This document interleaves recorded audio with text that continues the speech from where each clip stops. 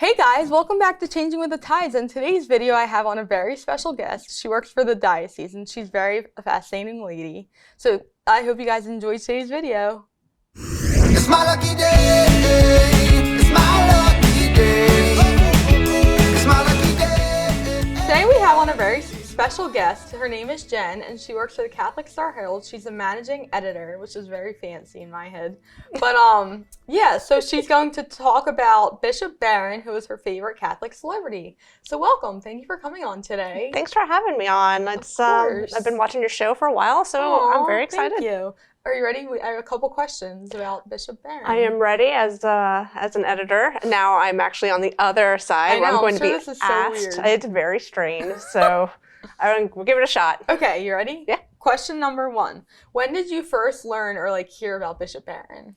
So I first heard about Bishop Barron actually when he was still Father Barron, and I was going through the RCIA program at my church, and I came to the Catholic faith as an adult.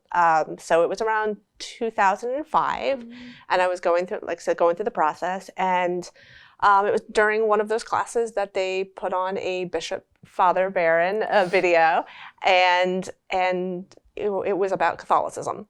And it was at that point where it was just, I really liked the way that he was talking, and it was all very inclusive, and it made me want to do more research about him. I love that. So I love that you took that and then went home and did your own research on him and learned your own information versus what the RCIA classes were teaching you. I love when doing that, just going home, hearing about something and then going home and learning more about it.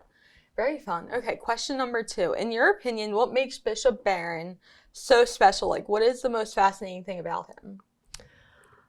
Okay. So, I think one reason that I respect him so much also is because he started this Word on Fire ministry, which is very media-based. And being a journalist myself, I was fascinated by how he could use the internet, use social media, and also the written word to get his message across in a very straightforward way, where he doesn't talk down to you, and he also doesn't talk above. He actually just comes at it and has a conversation, and it was very and again very conversational. So because of that, I felt like I was having sit down one-on-one, a real a talk even. That's really amazing. I love that. Because a lot of, I don't mean a lot of priests, but I feel like for me in my head, a priest is a higher figure than me. Yeah. So I get that. I get where you're coming from with that. Very interesting. Yes. So question number 3. I'm very fascinated by the fact that he puts out his homily on YouTube every week. Which of his homilies is your favorite or sticks out to you the most? Which, I mean, kind of similar wording, but different question. Right. No, so Bishop Barron has a lot of different, we were talking different platforms.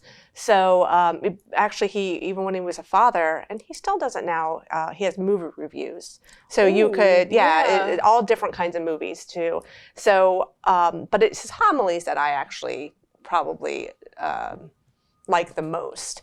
And he does, a Sunday homily, of course, but then he also has certain topics he'll discuss. So I would say that his favorite homily that he preached that I heard, it's an older one. It's when he became bishop in Los Angeles. He was in Chicago as a father.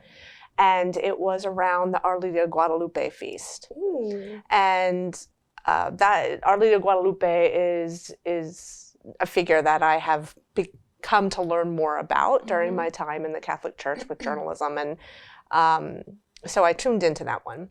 And what caught my attention is because it was, I think I have a few notes, if that's okay. Yeah, I didn't want to make sure I got it right, but the topic was Mary as a warrior queen. Yeah, right, and she's the queen of the angels. Awesome. And I was very curious to first off, it was Our Lady of Guadalupe, and I was like, let's see what this is all about. And it blew me away, that homily, because he's talking about how, you have that image of Our Lady of Guadalupe, and there's the moon and the stars. She's about to give birth, and then there's this dragon that's about to, wants to grab her and the baby Jesus, right? But she's saved, she's whisked away, and the baby is fine. But then what happens is this is all from Revelations, but Bishop Barron is talking about this in his homily, is that there's a great battle between Saint Michael and his angels, and this dragon and his angels. And at the time that I'm hearing this, I was going through some things that were very difficult, and he starts to talk about how that he loves Thomas Aquinas, Bishop Barron. Yeah. So he was talking about how Aquinas looks at angels, whereas one angel is its own separate species, right? So you imagine all the people who have ever lived, all the people who are living now, and all the people who will live one day. That is one angel. Okay. Wow. Right. But he has an army of angels. An army of angels tackling this dragon and its army of angels. And that they don't fight with the puny weapons that we have in the world here today. They fight with the army. This part I wrote down because I love it. You're good. The army of angels fights with the weapons of the Spirit, with love, justice, compassion, and forgiveness. And I will just tell you, the idea that Mary's on our side and we have all these angels, and one angel is, one species, right?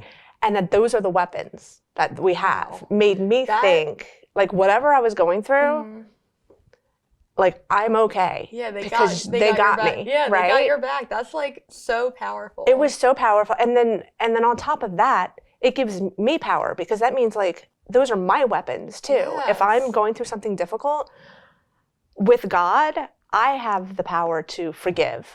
I have the power to love. Oh my God. I have the power to have compassion.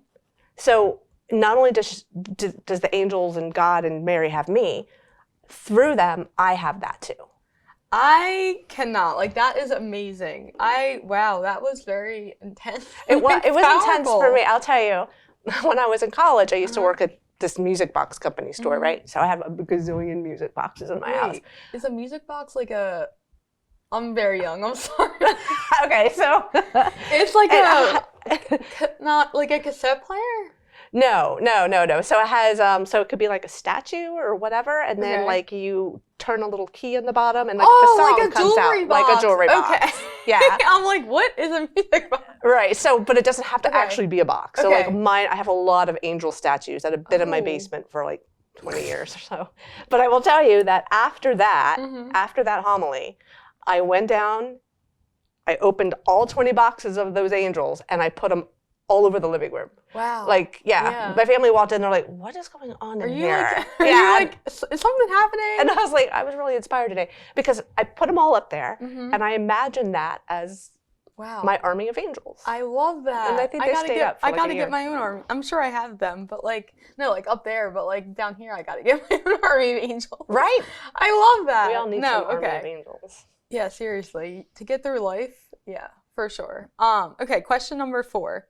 I'm going to have to go and watch his documentary series called Catholicism. Which do you prefer, though, his book or his video? Because he his has documentary.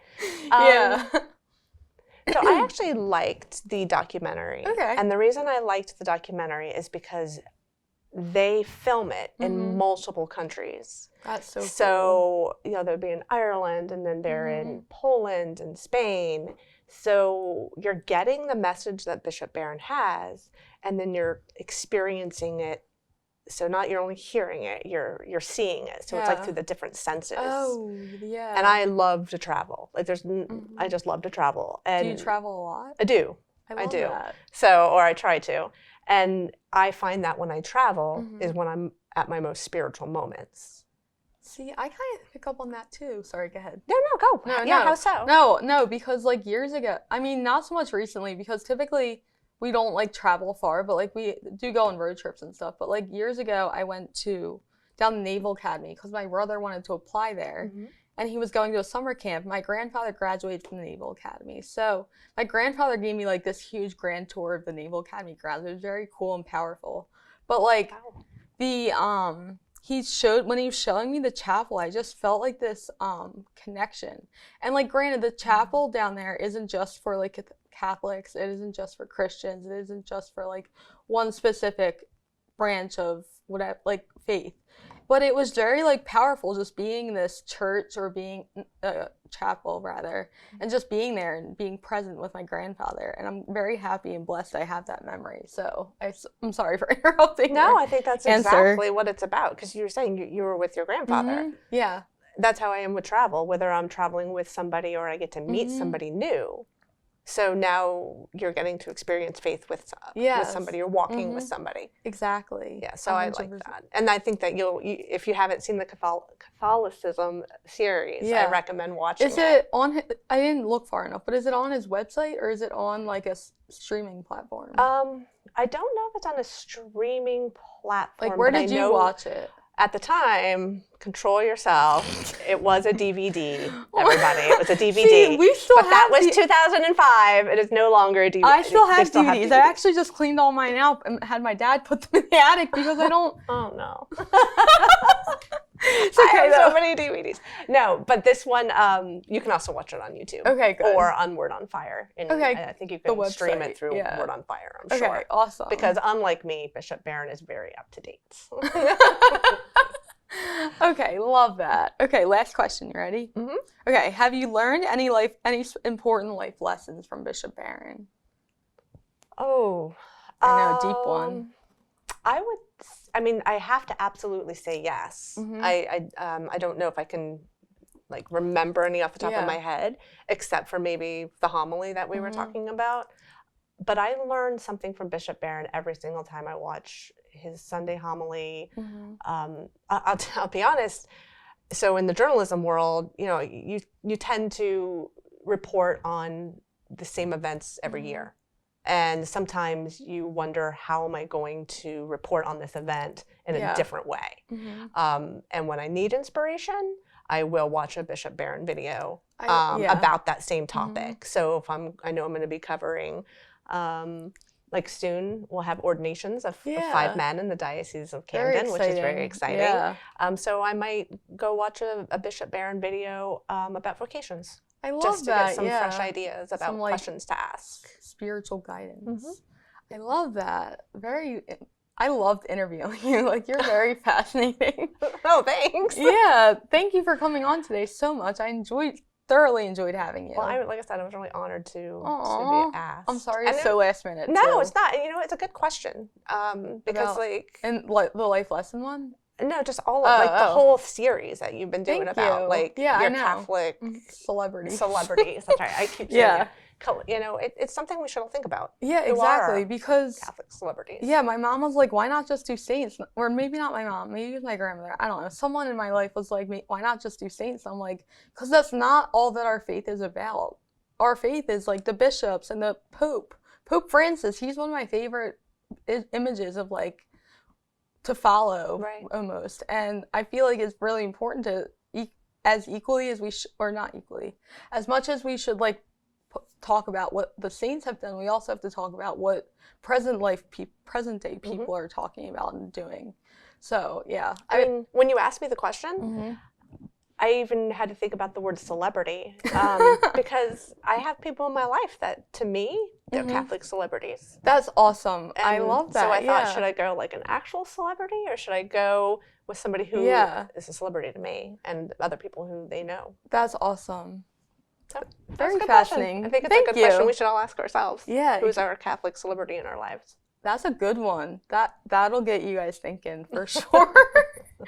No, but I thoroughly enjoyed having you on today. I never really got to know you very well, but this really helped. So thank you. Good. I hope I can come back sometime. I know, right? We'll do Catholic celebrity series with Jen. Oh no, I have to think of more.